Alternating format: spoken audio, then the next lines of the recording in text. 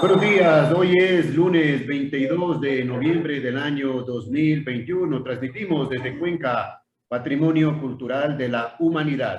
A esta hora estamos saludando y dando la más cordial bienvenida a la doctora Natasha Rojas. Ella es experta en administración pública, en educación superior y equidad de género. Está cursando una maestría en gestión pública y además es analista en temas de ciudad. Doctora, buenos días, gracias por aceptar la invitación. Usted está en Quito, ¿no? Sí, muy buenos Perfecto. días, estimado Jaime. Un saludo a todas las personas que en este momento nos están escuchando. Doctora, comenzamos esta entrevista. Voy a leer un párrafo de Naciones Unidas que dice lo siguiente. Portavoces de Naciones Unidas en Ginebra opinaron que el aumento de las protestas en todo el mundo, citando recientes ejemplos en Bolivia, Chile, Ecuador, España o Hong Kong, tiene como raíz el aumento de la desigualdad social y la brecha entre ricos y pobres. Los ánimos se van exacerbando por una creciente desconfianza en las instituciones de gobierno, los políticos y las élites en el poder.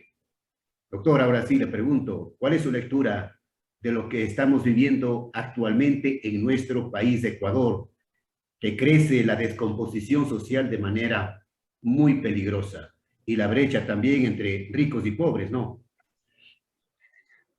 Muy buenos días, estimado Jaime. Un saludo a todas las personas que nos están escuchando en este momento. Yo creo que es necesario partir de la existencia en nuestro país de una crisis de carácter económico, político y social que afecta a los distintos sectores. En segundo lugar, la diferencia y la brecha existente cada vez que se hace más grandes entre ricos y pobres. Mientras los ricos en el Ecuador siguen siendo más ricos, los pobres, los trabajadores, los sectores populares tienen condiciones complejas, las cuales vienen enfrentando. Un dato que hay que tomar en cuenta, en el Ecuador, 5.600.000 personas viven con $2.88 y 2.800.000 personas viven con $1.66. Pobreza. Desde el gobierno. Es decir, estamos hablando de niveles de pobreza y de niveles de extrema pobreza. Nosotros hemos analizado permanentemente la situación de Quito y vivimos, por ejemplo, en una ciudad que es la segunda ciudad más cara del Ecuador, pero adicionalmente la de mayor extrema pobreza y la de mayor desempleo en nuestro país. Esa es la realidad que vivimos. Sin embargo, desde el gobierno nacional, en vez de tomarse medidas para enfrentar este tipo de problemas, encontramos propuestas de reforma tributaria que crean más impuestos para los sectores medios y digamos, hay una lógica en el ámbito económico. Si la gente tiene ingresos, puede comprar más cosas, puede consumir más cosas, entonces existe una dinamización del aparato productivo. En segundo lugar, un presupuesto o una proforma presupuestaria para el año 2022 que disminuye recursos en educación, en salud, y usted no evidencia de una manera clara hacia dónde va el país. Tercero, en el ámbito laboral se implementan o existen propuestas de precarización de las condiciones de los trabajadores en el Ecuador. Es decir, quieren que trabajen más horas sin pagarles otras horas extras, quieren que trabajen sábados, domingos sin pagarles horas extras, el tema de las utilidades, un sinnúmero de elementos. Es decir, existe una política lamentablemente en nuestro país desde el gobierno nacional de buscar continuar con este proceso de precarización laboral hacia los trabajadores. El tema del acceso de los jóvenes a la universidad, de las condiciones laborales de los maestros, la situación es económica. Estimado Jaime, esta parte yo cerraría solamente señalando un dato. Por ejemplo, hay veces que dicen, todos debemos poner el hombro. O sea, es fácil decir todos debemos poner el hombro a quienes tienen ingresos superiores a 3,000, a 4,000, a 5,000 dólares. Pero ¿sabe cuánto venden los señores, cuánto ganan los señores que venden en la calle los bonais? 3 centavos por cada heladito. Las mujeres que venden en la calle, los trabajadores autónomos, por la licra, por la camiseta, etcétera, etcétera, ganan 50 centavos, 60 Y centavos. además, Esa es la realidad de los sectores populares en nuestro país. Y además, doctora, son perseguidos, ¿no? Además, existe unas políticas de persecución desde los distintos, desde los gobiernos locales, lo cual agrava más las condiciones. Yo el día viernes estuve en el congreso de una organización de comerciantes aquí en la ciudad de Quito y recuerdo que conversé con una señora llamada Aidita, de 69 años. No tiene seguridad social, va a tener que trabajar hasta los últimos días de su vida porque el Estado no le entrega ninguna garantía a esos trabajadores autónomos que no le piden nada al gobierno, no le piden nada a los distintos niveles de gobierno. Lo único que les dicen, nosotros madrugamos, nosotros nos conseguimos los recursos, ustedes por favor déjennos trabajar, ustedes por favor entréguennos los permisos para poder trabajar. Y esto entonces es un aspecto que se debe tomar en cuenta de la situación que estamos viviendo en nuestro país. Yo le pongo estos ejemplos porque me parece que evidencian la situación económica. A veces, estimado Jaime, digo yo, una es la vida en las redes sociales, principalmente en el Twitter, y otra es la vida en el barrio popular, en el mercado, en la comunidad, en donde las condiciones de vida son complejas. Por favor, 2,800,000 personas viven con $1.66, un poco para que tenga referencia a la población. Es como, por ejemplo, decir que todos los habitantes de Quito viven con esa cantidad de dinero. Esa es la magnitud y el tamaño de las personas. Estamos hablando de 2,800,000 lorenzas en el país. O sea, pero además, las mujeres, esa comparación a mí me molestó, a mí me indignó, porque ninguna madre de familia vive con $20. Las mujeres, cuando somos o son de los sectores populares, hacen esfuerzos extrahumanos que a veces uno no entiende para poder llevar el pan de cada día a sus hogares. Solamente un pan, estimado Jaime, cuesta 12 o 15 centavos. El litro de leche, la libra del azúcar, las papas, etcétera, no le alcanza con $20 para poder vivir ni siquiera una persona, mucho menos una jefa de hogar. Entonces es un ejemplo, y me perdona lo que voy a decir, totalmente descontextualizado, totalmente fuera de lugar señalar este elemento. Las mujeres ecuatorianas quieren y queremos vivir con dignidad. Las mujeres ecuatorianas quieren ingresos que les permita mantener a sus hijos, porque cuando usted es jefa de hogar, es mujer y jefa de hogar, tiene que alimentar a sus hijos, tiene que dar educación de sus hijos, tiene que pagar de agua, tiene que pagar de luz, etcétera, etcétera. Por favor, no se vive con $20, estimado Jaime. Y por eso es que usted ahora encuentra, es más, en el país, no sé si usted se ha dado cuenta, pero por ejemplo, en la manzana de un barrio, si antes había una tiendita o una covacha, ahora existen 2, 3, 4 para poder vender, y por lo menos que el pan, por lo menos que el arroz le quede para poder subsistir de alguna manera frente a las condiciones económicas que vivimos. Doctora, el gobierno del encuentro ha firmado un nuevo decreto extendiendo, ampliando el estado de excepción a nivel de 9 provincias del país por los altos niveles de delincuencia que estamos viviendo aquí, por el tema de las masacres en las cárceles que parece que se les fue de las manos, que no tienen una solución. Es evidente la descomposición social de esta brecha. Bueno, el tema de, yo me iría más allá, el tema de lo que hoy existe en nuestro país, que tiene que ver con la crisis carcelaria que vivimos, con el desarrollo de la pobreza, de la extrema pobreza que estamos enfrentando en el Ecuador. Y digamos, en el tema de la crisis carcelaria, hay que partir del entendimiento que es un problema de carácter social estructural.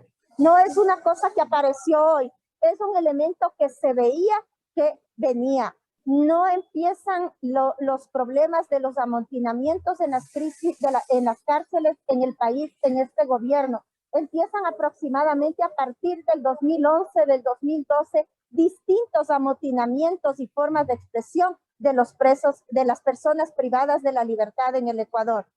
Jaime, existen en el Ecuador aproximadamente 40,000 presos y las cárceles tienen la posibilidad de recibir, digamos, para que estén en condiciones adecuadas, 28,000 presos. Es decir, existe un exceso de personas privadas de la libertad en el sistema carcelario y obedece a distintas causas. Yo quisiera solo plantear un elemento.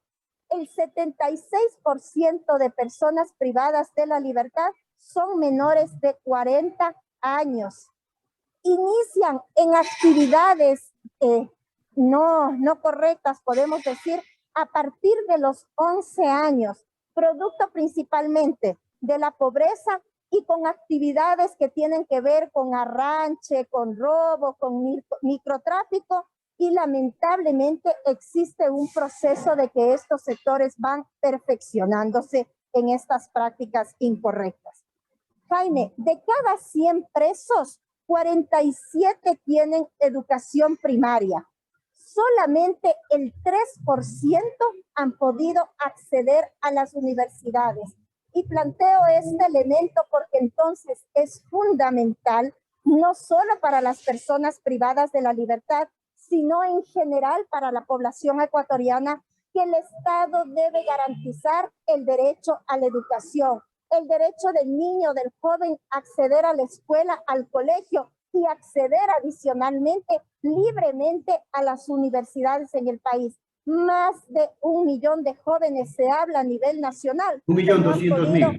Exactamente 1.200.000 jóvenes no han podido acceder a las universidades. Al margen. Ojo, un tema, 18,000 personas privadas de la libertad no han terminado la escuela. Entonces vemos cómo el Estado no ha garantizado a estos sectores y a la población, a otros sectores, este derecho que es muy importante a la educación. El otro elemento que también es necesario tomar en cuenta es que el 40% de personas privadas de la libertad no tienen sentencia ejecutoriada. Están en tránsito, están apelando. Entonces ahí el asesinato en las cárceles de nuestro compañero Guayas, Víctor Guayas, defensor de los derechos de la naturaleza, defensor del agua, que estaba en prisión sin sentencia ejecutoriada, esperando que el proceso en segunda instancia se desarrolle el 2 de enero en el Ecuador. He leído las noticias y hemos encontrado que había una persona que salió en el estado, digamos, con el toque de queda y le sentenciaron a varios meses de prisión. Por no tener recursos económicos, no pudo tener su boleta de salida de las cárceles. Es decir, ha existido un abuso producto del populismo penal, pensando que con cárceles, que con prisión se va a resolver los problemas sociales en el país. Ha existido un abuso incorrecto de la denominada prisión preventiva.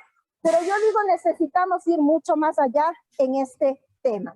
El otro elemento es que usted encuentra que no hay políticas de inclusión en el país para las personas privadas de la libertad. Y yo esta parte cerraría con 3 datos finales. El 27% de personas privadas de la libertad están detenidas por delitos vinculados al narcotráfico. Grandes narcotraficantes y personas, en muchos casos, consumidoras o que se dedicaban al microtráfico.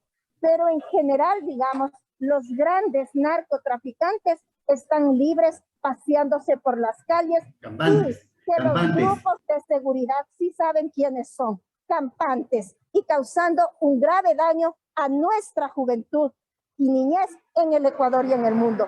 Yo leía un dato que me asustó, pero se habla que ahora el consumo de distintos tipos de drogas en el país es a partir de los 6 años, querido Jaime. Es decir, es un elemento sumamente preocupante de lo que está pasando con nuestros niños y jóvenes. El 26% de personas privadas de la libertad están por delitos contra la propiedad y el 16% por delitos sexuales. Hay que tomar en cuenta que ahí hay otro porcentaje que están por hechos vinculados a corrupción, que es muy pequeño, pero que las denuncias en el país son sumamente grandes, de gente de cuello blanco que se ha llevado y ha festinado los recursos del Ecuador, causando daño para que se invierta los mismos en educación, en vivienda, en infraestructura, entre otros servicios. La nefasta herencia del correísmo, ahí está. Los que hicieron y deshicieron del país a su antojo, en beneficio propio, dice Nelsa Curvelo, en un artículo publicado en Diario El Universo: la crisis carcelaria nos desnuda, nos expone, nos avergüenza, nos humilla. Lo más fácil es echar la culpa a otros, desviar la mirada, el corazón y el pensamiento. Ponemos lejos, han cometido delitos, se lo merecen, debieron pensarlo antes. Cuando conocemos a alguien entre los ajusticiados, sabemos del delito por el que era juzgado. Nuestro corazón se encoge, dice la señora Nelsa Curvelo. Qué pena, no merecía esto.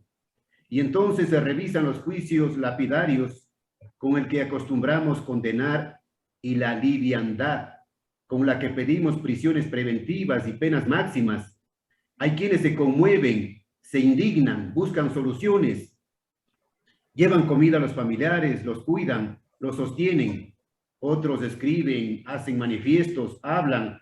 Algunos se sumen en un silencio sin fondo, la cabeza entre las manos.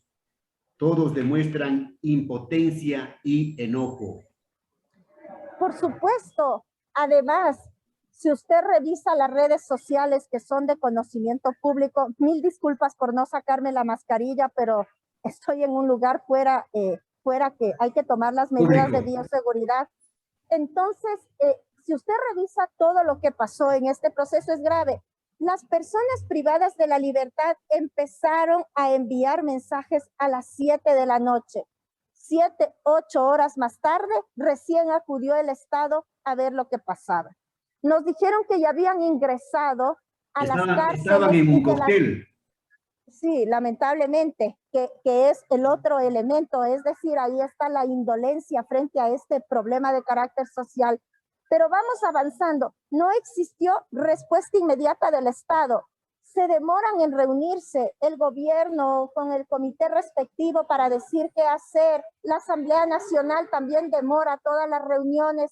Nos dicen por los medios de comunicación que ya ingresó el ejército a las cárceles y luego el ministro de Defensa dice que no han ingresado porque no les compete, porque no tienen permisos, etcétera. Es decir, es grave. Y yo quiero hacer digamos, hay un problema, yo diría más allá de lavado de manos, de inoperancia.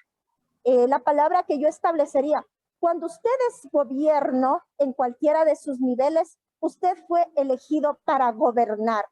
Y cuando uno gobierna, cuando uno es gobierno desde el punto de vista de la administración pública, debe resolver los problemas, atender los problemas, saber actuar en momentos de contingencia y dar respuestas inmediatas. Pero por el otro lado, yo digo, son fenómenos totalmente distintos, pero dos momentos difíciles hemos atravesado en nuestro país. La pandemia, cómo fue enfrentada en su primer momento, y ahora la crisis carcelaria, cómo también es enfrentada. Lo cual yo coincido entonces con Nelsa Curvelo en cuando ella establece la forma de cómo actuamos en las circunstancias, cómo enfrentamos los problemas. Y yo diría, cómo se desnuda la inoperancia, la crisis y el mal manejo de la administración pública. A nivel internacional se viene hablando mucho de la nueva gestión pública. Y la nueva gestión pública tiene que ver con la eficiencia, con la eficacia, con la calidad de los servicios, con la transparencia y la ética que debe existir para actuar y enfrentar los problemas que atraviesan los distintos países en el mundo. Doctora, permítame dar lectura también de una parte de un comentario que hace Hernán Pérez Luz, articulista de opinión. Él dice sobre este problema: el Ecuador es ahora la nueva América del narcotráfico regional. Dejamos de ser un país de simple tránsito de drogas a uno con un mercado de una creciente demanda de estupefacientes. Y por ello no solo que producimos cada vez más, sino que importamos en grandes cantidades. Los ecuatorianos no podemos resignarlos a entregarles el Estado e hipotecar nuestro futuro así nomás. Bueno, yo iría más allá, aunque a algunas personas no les gusta escuchar, pero diría que es producto de la crisis generalizada del sistema capitalista. Los dos negocios que dan más ingresos económicos, las armas y las drogas. Los países con mayores ingresos en este ámbito, ¿cuál es el país con mayores ingresos en este ámbito? Los propios Estados Unidos con la venta de armas. ¿Y cómo es la venta de drogas? Entonces, es parte de la crisis generalizada del sistema capitalista y se apunta a apresar, a dejar sin derechos al consumidor, al microtraficante, etcétera, etcétera. ¿Y qué pasa con los grandes? Es un problema de carácter estructural. Yo diría, esto significa entonces mirar algunas alternativas. Y para mí, en primer lugar, debe ser el establecer e implementar medidas de carácter social desde el gobierno nacional. Y esas medidas de carácter social significa garantizar el acceso a educación, a salud, a empleo, a vivienda, es decir, garantizar los derechos de la ciudadanía. En segundo lugar, requerimos un sistema real de rehabilitación social con empleo, con unidades productivas, talleres, atención psicológica, entre otros elementos. Las cárceles, lamentablemente hoy, son verdaderas universidades de perfeccionamiento del delito. ¿Qué hacía una persona en la penitenciaría del Litoral que por violentar el toque de queda en la pandemia le sentenciaron a 5 meses de prisión y murió descuartizado y quemado? Un exceso de la prisión preventiva, por favor. El otro elemento es el incremento de guías penitenciarios y el trato, la capacitación que deben dar a los guías penitenciarios. No es correcto que el director de la SNAI salga a decir que no valen para la cosa. Y eso que genera una respuesta inmediata de los guías penitenciarios respecto de establecer una demanda por delito de odio. Hay que ser responsable cuando uno es funcionario público, cuando uno es gobierno, uno tiene que ser responsable por las cosas que se dice, entender que no representa un sector determinado, ya representa al momento que llega a ocupar estos cargos, representa al Estado ecuatoriano y debe medir las cosas que se dicen. El otro elemento tiene que ver realmente cuáles son las políticas del Estado, en tercer lugar, para enfrentar el crimen organizado. Porque obviamente la generación de condiciones sociales, la rehabilitación social es muy importante, pero el Estado debe tener una política para enfrentar el crimen organizado que tanto daño está haciendo al país. Doctora, ¿y con estado de excepción se puede enfrentar al crimen organizado? Yo creo que debe establecerse los mecanismos, las autoridades son las que tienen que darnos las respuestas de cómo enfrentar el crimen organizado. Y en tercer lugar, no porque sean los tres elementos fundamentales, en tercer lugar es bueno ponerle un alto al populismo penal. Entonces es fácil salir y decir que todos porten armas. O sea, ¿qué va a pasar en el país si todos portamos armas? cuando se dieron esas declaraciones justamente aquí en Quito, en el sur de la ciudad, dos conductores de un bus y de otro vehículo salieron a pelearse con machetes. Imagínense si tenían armas y había porte libre de armas, pero está demostrado adicionalmente que el tema del porte de armas no resuelve los problemas de la delincuencia, los problemas de la inseguridad o los problemas de carácter social.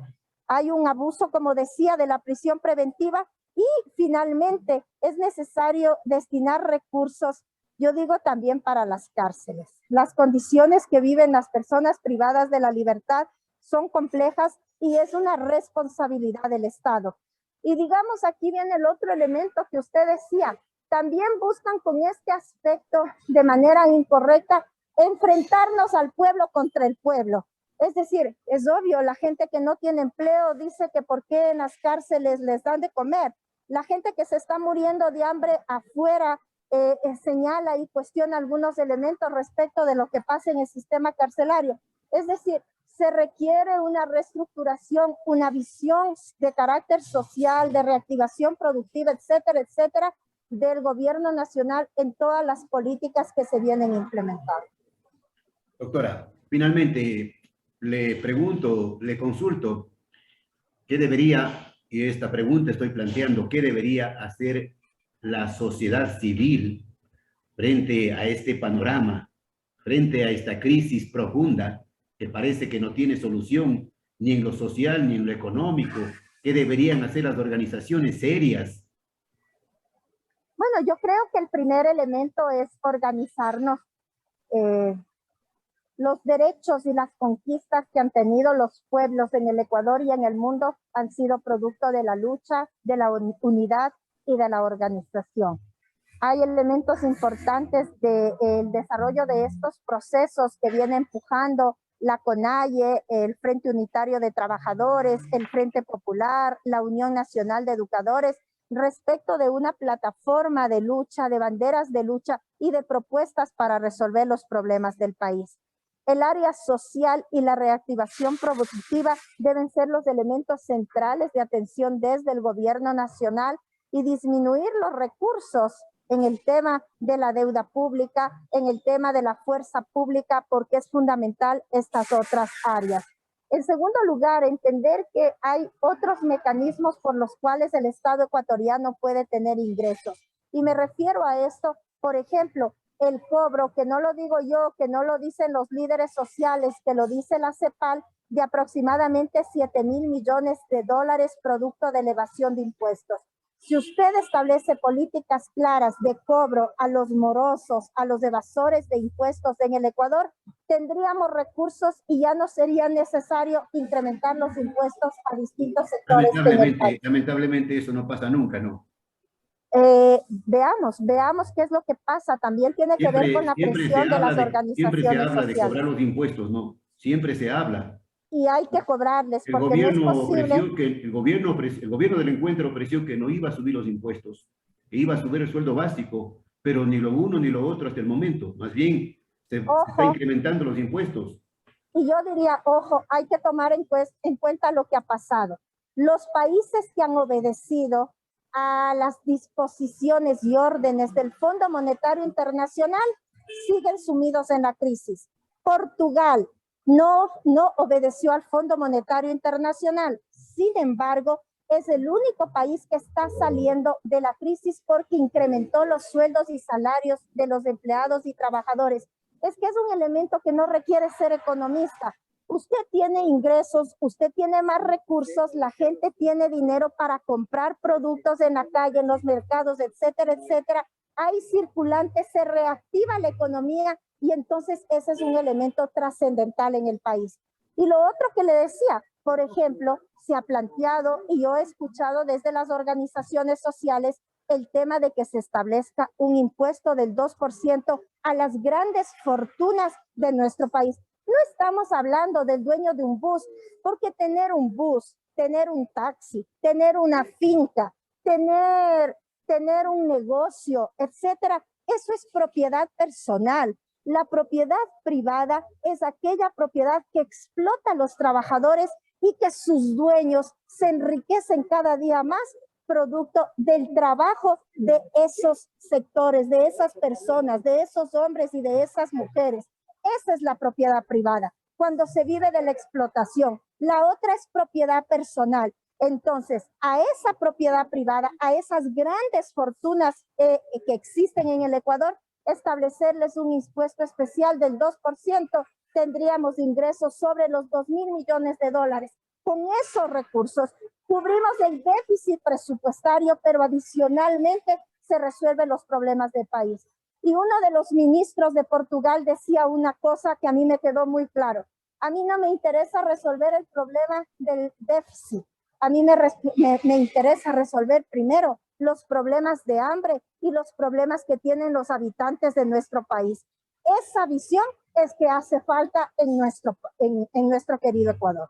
Bueno, y finalmente, doctora Natasha Rojas, un mensaje para el presidente Guillermo Lasso. Yo diría que escucha al pueblo. La voz del pueblo es la voz de Dios. Hay un gran refrán que se dice. Hay que escuchar al pueblo. Hay que escuchar a la gente que tiene propuestas. Y hay que dejar de rodearse de aduladores que no buscan resolver los problemas del país, sino posiblemente de los sectores concretos que representan. Pero más allá de ese mensaje al gobierno, enviar un abrazo a todas las personas que escuchan su programa. Estamos a punto de culminar el año, faltan pocos días, digamos, para culminar el año, y que el 2022 sea un año realmente que podamos resolver los problemas que tiene el país, que los hombres y las mujeres trabajadoras tengamos mejores condiciones de vida, que creo que eso es lo que anhelamos todos y todas, y a usted felicitarle por su programa, estimado Jaime. Bien, gracias a la doctora Natasha Rojas. Doctora, gracias por el tiempo, gracias por las entrevistas. Gracias. Que los ciudadanos saquen sus propias conclusiones. Seguiremos más adelante hablando sobre los problemas que afectan al país en los diferentes campos. Desde siempre y hasta siempre. Muchísimas gracias. Un abrazo.